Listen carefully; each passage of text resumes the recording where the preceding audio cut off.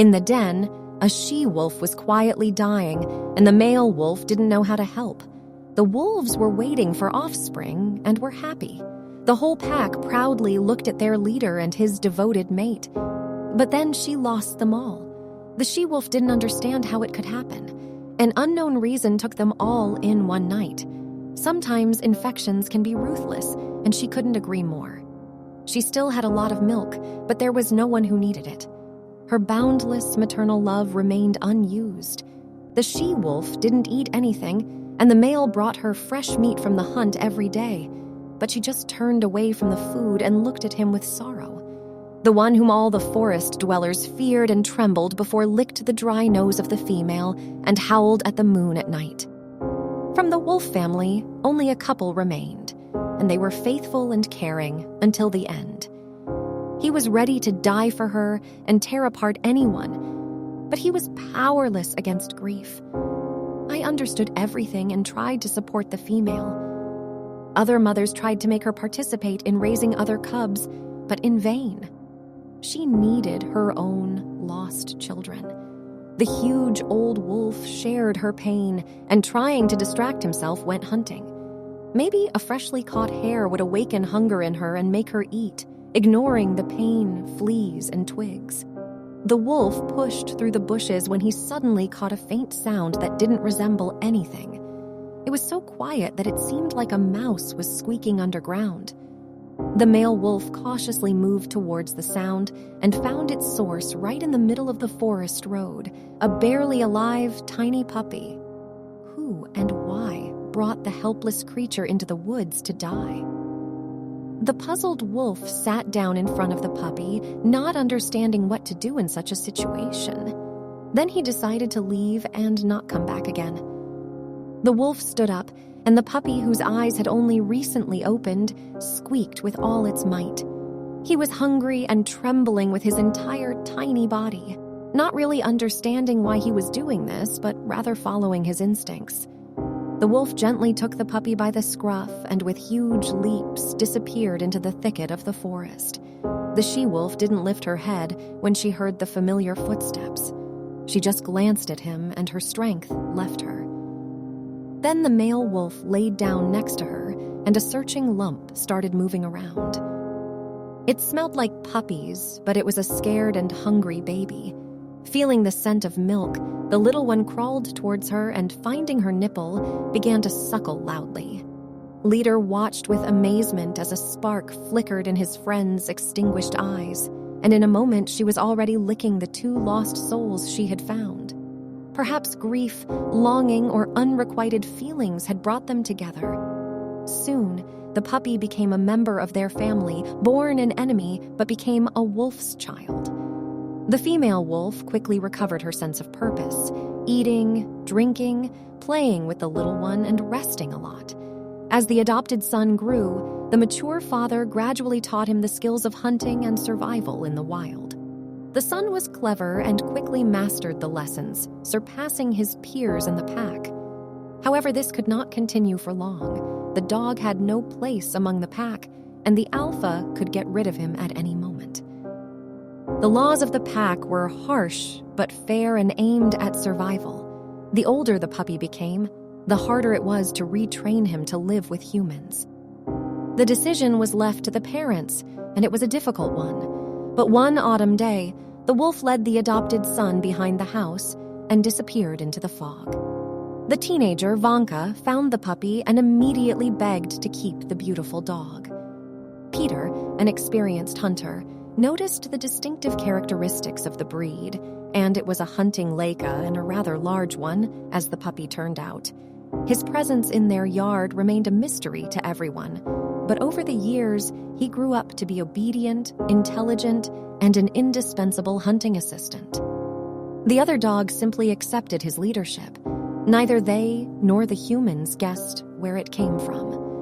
Boy was an excellent tracker, finding the most hidden places and driving the prey.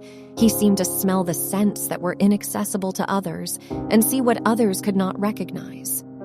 He felt at home in the dense, impenetrable forest, and he was a trustworthy guide, preventing one from getting lost or accidentally stumbling upon a wild boar. Now everything would be decided by luck, showing who would win. And suddenly, out of nowhere, a dog appeared. He had never barked, so he silently stood between the owner and the leader. It looked as though he had blocked the one in the sights. Peter, whom the ringing silence had not torn apart, begged not to shoot so as not to hit the fight. And Peter silently lowered his gun, ready to raise it at any moment. Two of them stood under a spreading oak tree. The fight turned to the leader and barely wagged his tail. He was still a dog, after all. Wolves don't do that, but they do understand such signs. The shaggy male raised his head, and tensely breathing in the scent emanating from the hunting dog, something stirred in his memory, arousing forgotten times. The wolf remembered the predators for whom smells were an open book. Many of them remember. The leader realized who was before him and stepped forward as if he had been waiting and joyfully rushed to him under his paws. He fell on his back, exposing his belly, the most vulnerable part of his body. Peter and his son watched without taking their eyes off as the fierce hunters who brought back their childhood memories battled.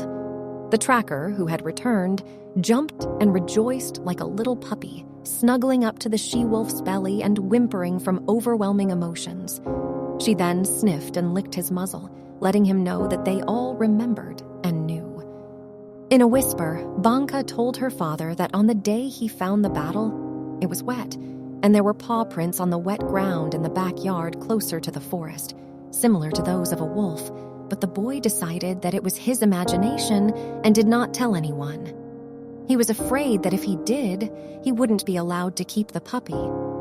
People could only guess how it happened that the puppy was brought up by wolves, but in this case it became clear where their Laika's strange behavior and hunting instincts came from. After all, if wolves take someone in, they teach them everything, and their faithful dog did not forget who he owed his life to. That's where the strict taboo on hunting wolves comes from. The family that encountered them no longer paid any attention to people, and what the dog, Volta, told the hunters in his language, they would never know. The wolves communicated with the dog for quite a long time. The battle flirted and made sharp, abrupt sounds they had never heard from him before. The alpha male watched solemnly as his friend rejoiced at the meeting with his son, and his pride was visible in his gaze. He could not show weakness. His status as the alpha male required him to keep poking the dog's side with his nose, or nudging him with his massive paw. Other members of the pack appeared somewhere hidden from the hunter's gaze, and the alpha male informed them of unwanted guests under his protection with a loud roar. In any case, it looked like they couldn't disobey him, but it was time for them to part ways. After all, they were hunters with a fighting dog. Borya understood it all and pressed himself against his mother's side, and the she-wolf licked his nose encouragingly. He had saved her then, just as she had saved him. The meeting of these two unfortunate creatures revived life in both of them. They would always be together and would be able to meet again. As they reached the edge of the clearing, Peter turned and touched his son's shoulder, nodding his head back. Vanka followed his gaze and froze. Under a spreading oak tree, a pair of wolves stood close to each other. The male was an old leader, and the female was his mate. They watched the hunters leave, as if to make sure everything would be all right. Borya also stopped and lifted his head, forgetting the lesson his father had taught him. For a long time, Peter and Vanka could hear the wolf's answer echoing. He knew they would always be welcome there, although their home was far away. For them, they would forever be the little helpless puppy that needed protection and care. Vanka, as if awakened, told his father of his firm decision. He would never be a hunter, and he would never lift a gun at a wolf. It was not surprising that his father supported him. He agreed with Vanka's decision. The laws of the wolf pack were harsh, but many of them were worth adopting for humans. There was much they could learn from those who were often considered bloodthirsty predators and whom people knew so little about.